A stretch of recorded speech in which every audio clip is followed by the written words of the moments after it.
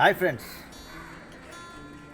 మా మిద్దె తోటలో వంగ మీకు ఆల్రెడీ చూపించాను. కానీ ఈ వంగ చూడండి, చాలా చిన్న చెట్టు, చాలా చిన్న మొక్కే.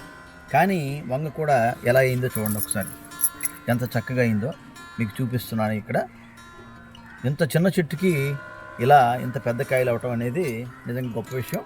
అది చూపిస్తున్నాను ఇది. అలాగే మరికొన్ని కూడా నేను పువ్వులు కూడా చూడండి.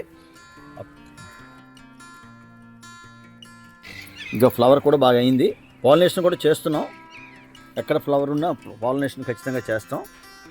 ఈసారి బాగానే అయింది. పువ్వులు ఇంకా చాలా ఉన్నాయి. ఒకసారి చూడండి కాయ ఎలా ఏ సైజులో అయిందో. ఎప్పటికప్పుడు వంగకి పాలినేషన్ కూడా చేస్తుంటాం పువ్వులకి. అలాగప్పుడు మనం చేయాలి వంగకి మాత్రం. అలాగే మేము 3 వెరైటీస్ వేయడం జరిగింది. అన్నీ బాగానే అవుతున్నాయి, మీకు చూపిస్తున్నాను. అలాగే ఈ వింటర్లో వీటికి పిందెల తెగులు కూడా వస్తుంటుంది.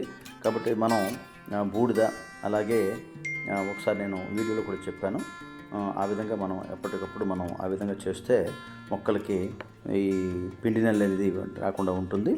ఈ విధంగా అంతేకాకుండా ప్రతి 15 రోజులకు ఒకసారి ద్రవజీవామృతం వేస్తుంటాం.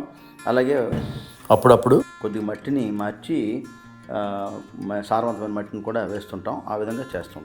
అలాగే ముఖ్యంగా ఈరోజు ఈ వంకాయలు తీయడానికి కారణం ఏంటంటే, చక్రాలా కోసి మసాలా పెట్టి వేడివేడిగా తిందామని ఇది కోసుకోవడం జరుగుతుంది. ఈ విధంగా ఫ్రెష్గా కోసుకుని మనం వేపుకొని తినడం వల్ల చాలా టేస్ట్గా ఉంటాయి, మనకు కూడా చాలా బాగుంటుంది. అందుకు ఈ విధంగా ఒక 2-3 తీసి ఆ విధంగా చేద్దామని ఈరోజు ప్లాన్ చేసుకున్నాం. ముఖ్యంగా ఏంటంటే చక్రాల్లో కోసి మసాలా పెట్టి వేపుకోవాలని చెప్పి ప్లాన్ చేసుకున్నాం అన్నమాట.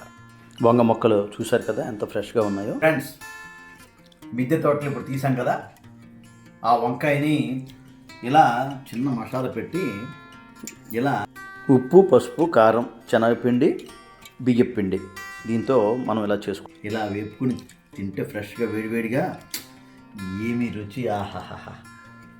నిజంగా ఒక స్నాక్ కింద కూడా వాడచ్చు, అంత చక్కగా ఉంది. మన మిద్దె తోటలోది అంటే కంప్లీట్ ఆర్గానిక్లో మనం పండించిన వంకాయ కాబట్టి అసలు గింజ కనిపించదు, అంత చక్కగా ఉంది. ఫ్రెండ్స్, మిద్దె తోటలో ఇలాగ ఫ్రెష్గా ట్రై చేయండి, చాలా బాగుంటుంది. మీరు కనుక నచ్చితే లైక్ చేయండి, షేర్ చేయండి, సబ్స్క్రైబ్ చేయండి. మీరు కూడా ఈ విధంగా ట్రై చేయండి. Okay friends.